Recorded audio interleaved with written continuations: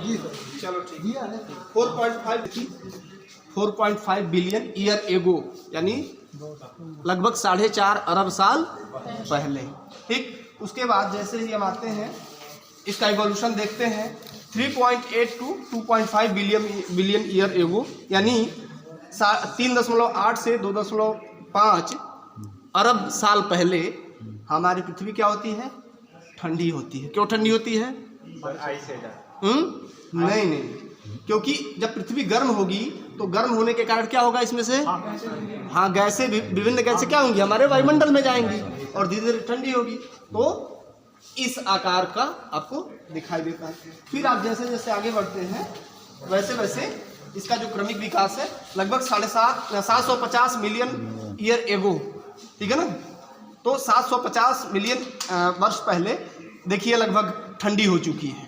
ठीक है, तो ठंडी हो गई है, लेकिन महाद्वीप और महासागरों का जो वितरण है इस पे क्लियर नहीं है। ओशन और कॉन्टिनेंट का जो वो क्या है डिस्ट्रीब्यूशन, वो क्लियर नहीं है। फिर धीरे धीरे जैसे जैसे संकुचन होता जाता है पृथ्वी के अंदर, संकुचन हुआ है देखिए ये, और इसमें आपको थोड़ा सा भूआकृतिक परिवर्तन दिख रहा है।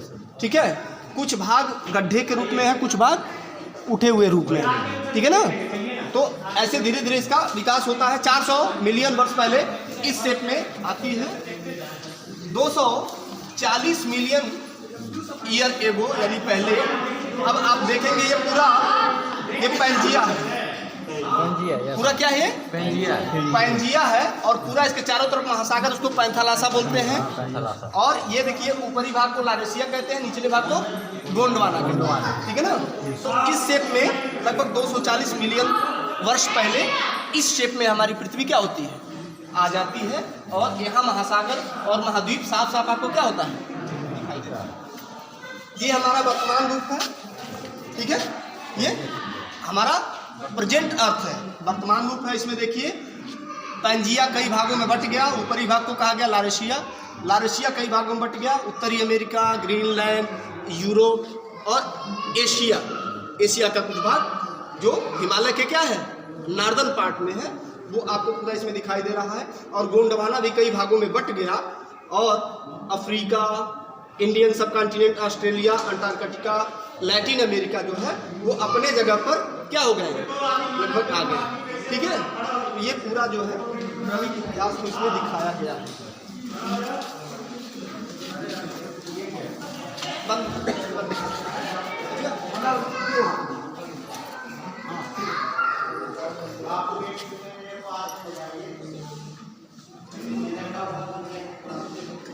उधर से आएगा नहीं सर, इधर सर जाएगा सर, वो मालूम होगा ना।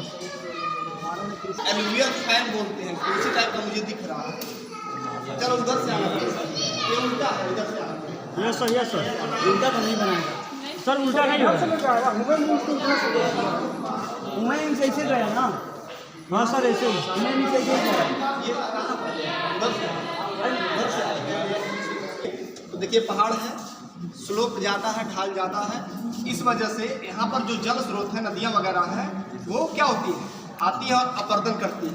ये तराई मान लीजिए, इसको क्या है, तराई मान सकते हैं।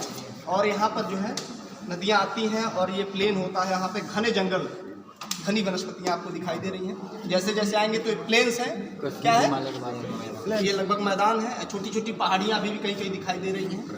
फिर उसके आगे जैसे जैसे बढ़ते जाएंगे फिर आपको डेल्टाई भाग, फिर उधर जो है आपको समुद्र दिखाई दिया है। यहाँ पे वाले को क्या बोलते हैं, रेड रॉक बोलते हैं। इसमें कई लेयर होता है, आप जानते हैं, ABC होता है ना, तो ये सबसे ऊपरी होता है। ठीक, हाँ। और जैसे जैसे हम नीचे जाते हैं वैसे वैसे अपक्षय और अपरदन के कारण ही क्या हुआ है, इस ऊपरी परत का निर्माण हुआ है। ठीक है ना? इस पहाड़ों पर से मिट्टी को बहा करके ला करके यहाँ निक्षेप करके जमा किया गया। ठीक है,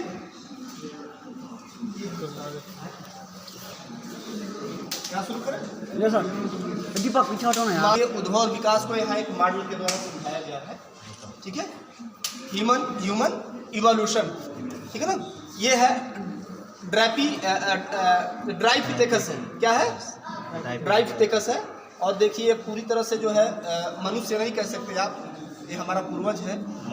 और हाथ देखिए कितने लंबे हैं और ये झुक करके चल रहा है। और इसका इधर जब आएंगे देखेंगे तो इसका मस्तिष्क जो है अन्य की तुलना में क्या है, कम विकसित, ठीक है ना।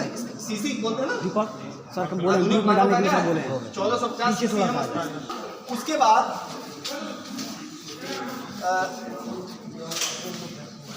प्रैंथोपस मानव है।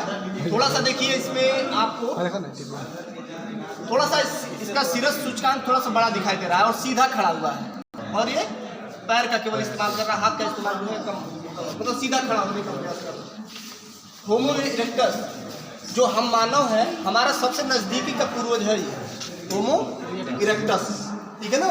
ये जैसे लगभग आधुनिक मानव की शुरुआत यही से माना जाता है कि लगभग यही शुरू, क्योंकि होमो इरेक्टस जो है एकदम सीधा, हम जैसे चल रहे हैं वैसे चलना शुरू कर दिया है। और देखिए एकदम सीधा है, लगभग जैसे हम दिखाई दे रहे हैं वैसे ही दिखाई दे रहा है। कौन होमो इरेक्टस क्या है, निएंडरथल मानव, एकदम देखिए आधुनिक मानव के समान है, उससे भी अपडेटेड वर्जन है, कह सकते हैं। होमो सेपियंस ये हमारा सबसे निकट का पूर्वज है, ठीक है ना। होमो से आधुनिक मानव है। और ये प्लीस्टोसीन काल जो आया है, प्लीस्टोसीन काल, उसी प्लीस्टोसीन काल में क्या हुआ, इसका विकास हुआ, क्रमिक विकास धीरे धीरे हुआ और ये आधुनिक मानव के रूप में आपको दिखाई देता है हमारा पूर्वज, ठीक है ना। होमो सैपियंस आधुनिक मानव विशाल है, सबसे खतरनाक माना जाता है इसको, ठीक है। ये कहाँ रहता है, बंगाल में, चूंकि ज्यादा पाया जाता है इसलिए इसका नाम क्या है, रॉयल बंगाल टाइगर। ये भी देखिए, ये भी मेल है, फीमेल है, ये भी रॉयल बंगाल टाइगर है, ये मेल है, वो फीमेल था। देखिए कितना ये जो है दिखाई दे रहा है, मजबूत नहीं है, हल्का सा ये पीलापन लियो। एशियाटिक लायन है, एशियाई शेर केवल भारत में पाया जाता है, गिरि राष्ट्रीय उद्यान।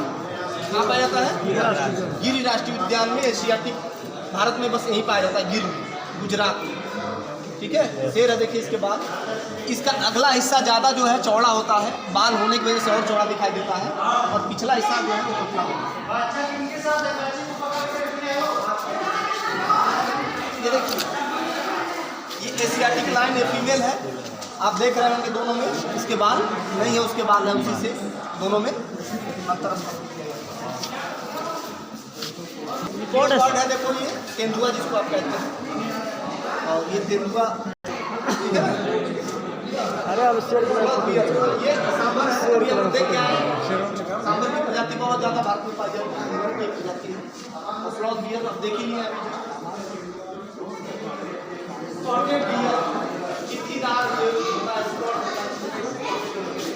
चीतल भी कहते हैं,